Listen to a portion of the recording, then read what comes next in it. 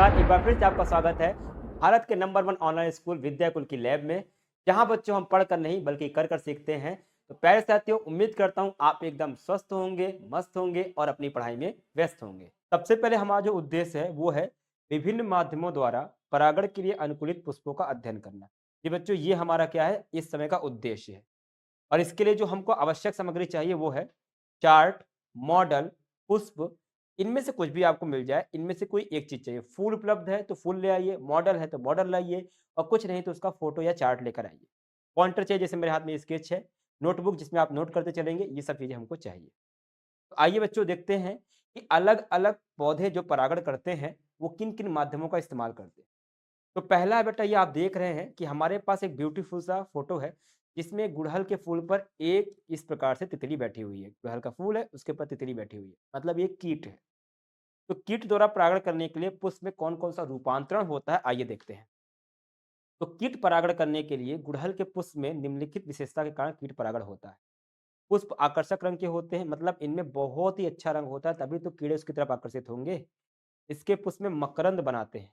इसमें फूलों का रस होता है, नेक्टर होता है और जो मधु उत्पादक कीट तथा अन्य कीट का भोजन है। तो जो मधु उत्पादक होते हैं, जो शहद बनाते हैं, मधुमक्खियाँ, उनका और अन्य जीव भी उस कीड़े-मकोड़े उसको खाते हैं। तितली भी उसी फूलों रस के लिए आती है, भौरा भी उसी के लिए आता है।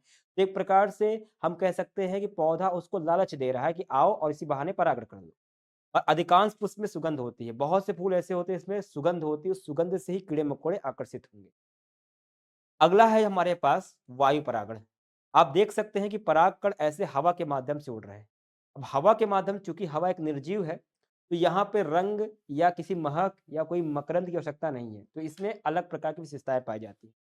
तो वायु द्वारा परागण होने के लिए निम्न विशेषताओं का वायु परागण होता है। प्रायः पुष्प छोटे होते हैं बेटा, छोटे होते हैं, आकर्षण है, कोई रंग नहीं होता, कोई गंध नहीं होता, क्योंकि हवा को इससे कोई मतलब ही नहीं कि कैसा रंग है, कैसी महक है।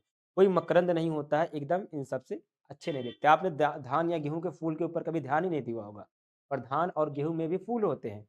और चूंकि वो आकर्षक नहीं होते, उसमें कोई रंग नहीं होता, उसमें कोई महक नहीं होती, कोई मकरंद नहीं होता, इसलिए आपने ध्यान नहीं दिया, पर उसका परागण वायु के द्वारा होता है। तो परागकण हल्के होते हैं, तभी हवा के साथ उड़ सकेंगे। चिकने व अधिक संख्या में होते हैं, ज़्यादा से ज़्यादा बनेंगे ताकि एक ना एक तो पहुँच ही जाए। पुष्प के वर्तिकाग्र रोमयुक्त और लंबे होते हैं। तो जैसे आपने मक्का देखा होगा, उसमें से बाल जैसे रहते हैं ना, वर्तिकाग्र रहते हैं ताकि हवा के साथ उड़ते हुए परागकण को पकड़ सके। तो वर्तिकाग्र रोमयुक्त होते हैं और लंबे होते हैं। नेक्स्ट है हमारे पास एक पक्षी, जो देख रहे हैं, ये पक्षी इस फूल के साथ खेल रहा है, खेल नहीं रहा है, असल में इसका फूल का रस पीने का प्रयास कर रहा है, जिसके कारण इसका परागण भी हो जा रहा है। तो अगर पक्षी के द्वारा परागण करना है तो फूल में कौन-कौन विशेषताएँ होती हैं, उसको आइए देखते हैं। पक्षी परागण, जिसको हम ऑर्निथोफिली भी कहते हैं, जैसे सिल्क, कॉटन पुष्प में निम्नलिखित विशेषता के कारण पक्षी परागण होता है। पुष्प चटक रंग के होंगे, पीले, लाल, नीले, एकदम खूब अच्छे सुंदर से होंगे ताकि पक्षी दूर से ही देख लें। पुष्प में मकरंद प्रचुर मात्रा में होता है, थोड़ा बहुत नहीं होता है, फूलों का रस एकदम भर-भर के होता है ताकि वो अपनी चोंच अंदर डालेगा तो उसको पेट भरने को मिल जाए। पुष्प गंधहीन होते हैं, ऐसे फूलों में कोई महक नहीं होती, क्योंकि आपको पता है चिड़िया, कोई भी चिड़िया जो है वो उसके अंदर सूंघने की क्षमता नहीं होती है। आइए अगला देखते हैं बेटा, लास्ट है, आप देख रहे हैं एक चमगादड़ है, बैट है, जो कि इस फूल के साथ बैठा हुआ है, मतलब परागण करने का प्रयास कर रहा है। और अगर चमगादड़ के द्वारा परागण होता है, इसको हम काइरेप्टोफिली भी कहते हैं। और अगर चमगादड़ के द्वारा किसी पुष्प को परागण करना है, तो उसमें निम्नलिखित विशेषताओं की आवश्यकता होती है, जो यहाँ लिखा हुआ है। जैसे कदम्ब का फूल होता है, सेमल का फूल होता है, उसमें परागण चमगादड़ के द्वारा होता है।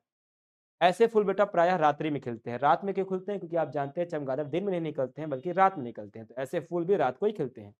ये आकार में बड़े और सुगंधित होते हैं। बड़े होंगे तभी तो भैया उसके फूल का रस वो पी पाएगा, छोटे होंगे टूट जाएँगे।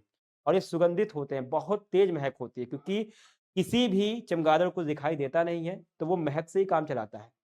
इनमें पर्याप्त मात्रा में मकरंद होता है, इसमें फूलों का रस ढेर सारा होता है। क्यों होता है? ताकि उसी को पीने के लिए ही तो चमगादड़ आएँगे।